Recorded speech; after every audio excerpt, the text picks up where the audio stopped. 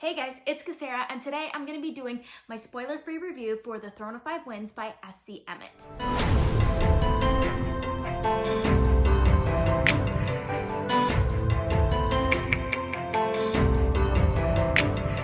So I received a free e-arc of this book by NetGalley in exchange for an honest review. So I didn't know very much going into this book. All I really knew about it was that it was Asian-inspired high fantasy and that it was heavily political, which made me really excited because that's the type of book that I typically reach for. I love Asian-inspired fantasies and I love political fantasies. So the mashup of those genres was just like perfect for me. So when I saw it available on NetGalley, I was like, yes, I want this book right away.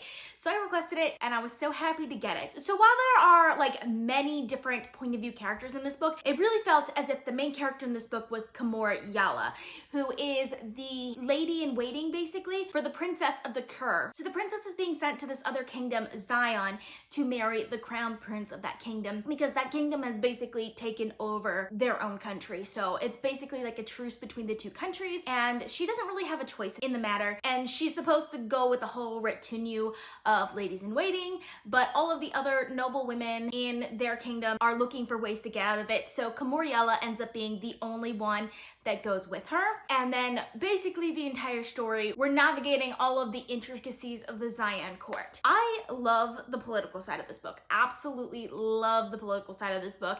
It has a very rich world and it was very interesting to navigate all of the nuances of this court. This book is really long, like really long, and it's terribly slow.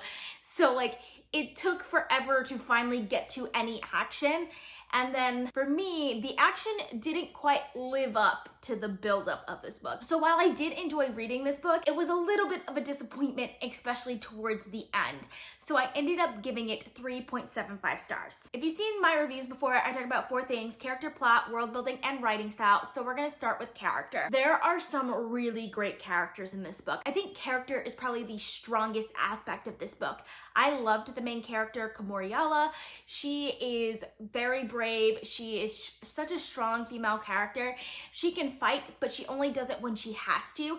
And she is very smart. I think that's what I love the most about her, is just how smart she is.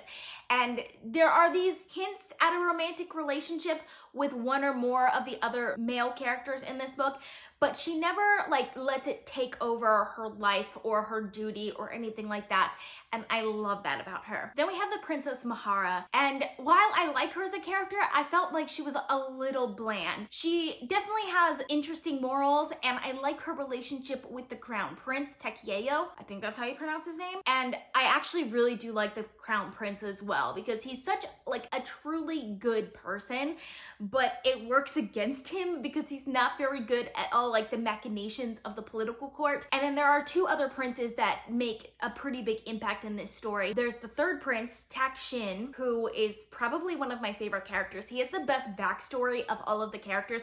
I absolutely love his backstory because it's tragic and heartbreaking, but at the same time, he's still such a strong character and such a good character, and I loved him so much. And then there's Zakar Kai, who also has a really good backstory because he was originally not a prince. He was originally an orphan because his village got destroyed and all of his family, and he was the only one that survived. So the king took him in as an orphan to be raised in the military, and he's like now the general of their military and was raised to prince as well. I think he's the 6th prince, not sure about that, but I love his character as well, and I feel so sorry for him at times because like you can tell from the very beginning he has this kind of thing for Kamor, but he was also the general in the battle that killed her brothers. She's not having any of it, and I love the dynamic between the 2 of them and some of the other character relationships.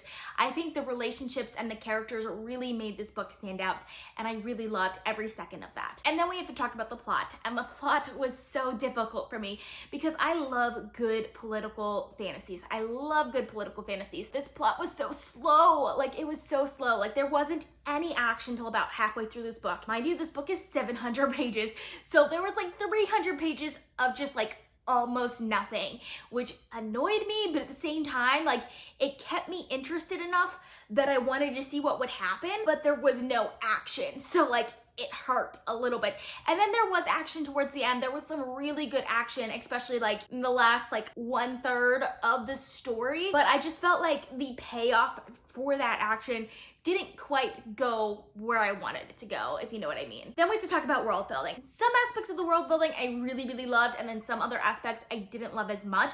This is a really, really well-built world. I love the political side of the world building and everything going on in the court and the culture and just how all of that aspects of human life worked. But then there are other aspects of it, specifically like the names of things and like plants and animals were different from what ours are. It just annoyed me because there would be like asterisks and then you'd have to click on it to see what it actually was.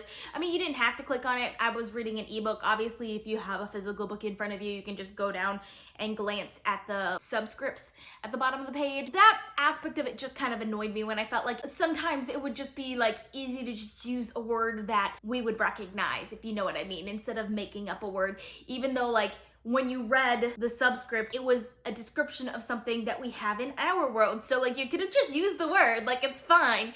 So like I liked the world building. I don't really like the way that it was done, if that makes sense. Every time I saw one of those little subscripts, it was just like, it got me out of the story. If I was reading on my Kindle or my iPad, it wasn't that big of a deal. But when I read on my phone, like it would actually jump me to the back of the book and then I'd have to like scroll back to like the part of the book that I wanted to do. And like ebook problems, obviously, like not a physical book issue, but like it still annoyed the crap out of me. And it definitely made the reading a lot slower than if it just didn't have those. And lastly, we're gonna talk writing style, and I really didn't enjoy the writing style in this book. And I'm not including the way the world building was done in that. I just felt like a lot of the times it would set up a very interesting political situation and then it would explain that political situation, and I was just like, I already know, you've already set it up, just continue on with the story, like it's fine. So like that annoyed me because it set it up so well in a nice subtle way, and then it would go overboard and explain it, and that always just annoyed me so much. The actual prose, the imagery and all of that was interesting. I liked the imagery,